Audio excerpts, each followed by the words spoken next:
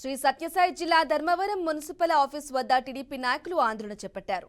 Municipal commissioner Mallikarjuna విధులకు హాజరు కాకుండా అడ్డుకోవడానికి మున్సిపల్ కార్యాలయానికి టీడీపీ కార్యకర్తలు చేరుకున్నారు. కమిషనర్ కు వ్యతిరేకంగా నినాదాలు చేశారు. సమాచారం తెలుసుకున్న ధర్మవరం డీఎస్పీ శ్రీనివాసులు సిబ్బందితో మున్సిపల్ కార్యాలయానికి చేరుకుని సముదాయించారు. ప్రభుత్వం తమదే ఉంది కాబట్టి సదరు ఉద్యోగిని ట్రాన్స్ఫర్ చేయించుకోండి అని చెప్పారు. అంతేకాని ధర్నాలు నిరసనలకు దిగడం సరికాదన్నారు. డీఎస్పీ మాట్లాడుతూ ఉండగా ఆందోళనకారులు కార్యాలయంలోకి దూసుకెళ్లారు. కార్యకర్తలను పోలీసులు నిర్వహించారు. ఈ క్రమంలో పోలీసులకు కార్యకర్తలకు మధ్య వాగ్వాదం జరిగింది. ఆ సమయంలో అక్కడ ఉద్రిక్తత నెలకొంది.